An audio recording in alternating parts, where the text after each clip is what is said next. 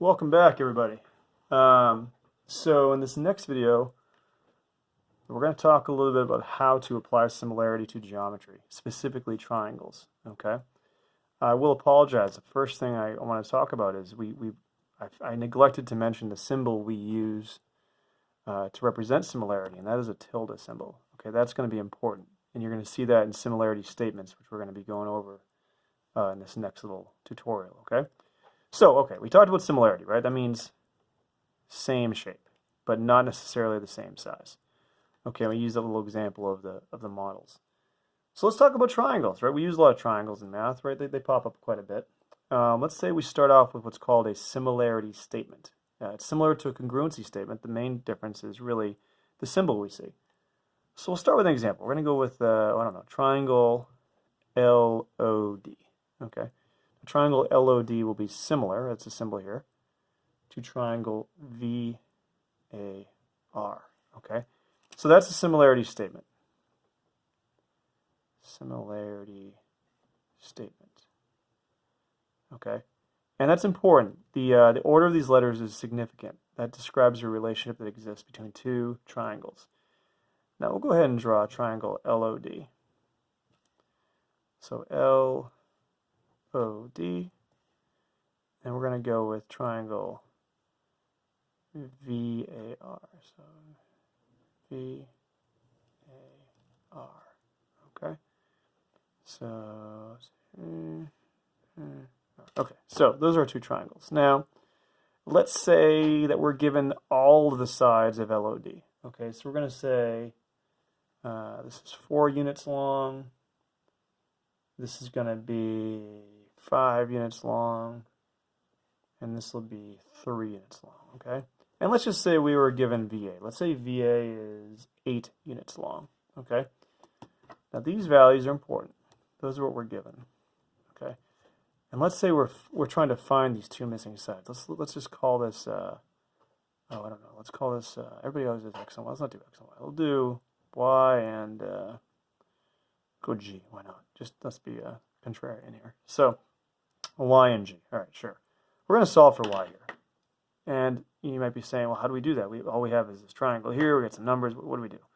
You're going to set up what's called a proportion. For those of you who remember, proportion is an equation in which you have a ratio on both sides, right? A ratio is a fancy way of saying fraction. Everybody's favorite word, right? Everybody loves fractions out there. Right. Okay, so this is what we're going to use. We're going to use a proportion. Now, what I like to do when we're first learning how to do this is actually use the letters representing these sides. Okay, then we'll plug the numbers in. So let's pick a side over here. Let's pick a side here. Now, let's pick a side over here, but let's make sure it applies to a side over here that has a value. So you want to end up having just one variable in this equation. If 2 variables in this equation, it's bad news bears. So what side would match up with VA? Because VA is the only side over here with a number. So VA is 8, right? So VA, let's look at the similarity statement. VA is the first 2 letters of this triangle in the similarity statement. That means VA would match up with the first 2 letters over here, which of course is LO. So that means there's a relationship between VA and LO. You'll notice I didn't line these up to be oriented the same way because honestly I think that kind of gets you in a bad habit. So now we can already tell that we have to rely upon the similarity statement. So VA is 8. LO, again, the first 2 letters is 4. So there's a relationship between 8 and 4. Okay, you can probably already try to figure out what the scale factor is there, if you remember what scale factor means. Okay, so we're going to go ahead and actually start with, this is obviously the larger triangle. You can tell 8 and 4, 8's larger than 4. So this we're going to call this the big, in this case, and this is the small.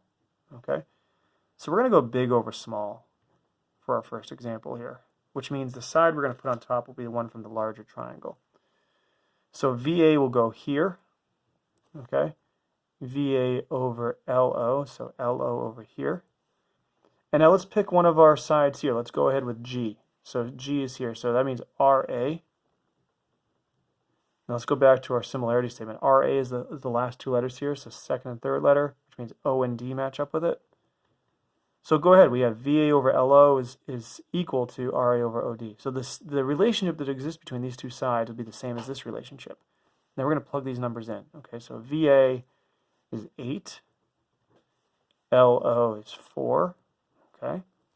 RA is, of course, the variable G, the unknown, and then OD is 5.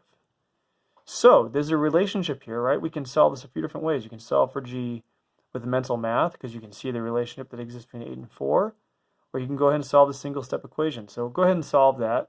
I'm going to pause the video. We'll give you a few seconds here. All right, so now we're going to solve this on our own here. So I like to, I hate it when I see numbers on the side. I simplify and I don't. I don't know why it bothers me, but it does. So 8 over 4 is what? 8 over 4 is 2. So we're just going to rewrite that. 2 equals G over 5. Let's get rid of that 5 down there, right? So we want to isolate our variable here. We're going to use the inverse operation, right? This is, what's the inverse operation of division? We're going to multiply. We're going to multiply both sides by 5. 5 times 2 is 10. G is equal to 10. So, which makes sense, right? Because if you look at it, right? This is a different color here. This is 10. This is double the size of that. This is double the size of that. We know what the scale factor is, right? The scale factor,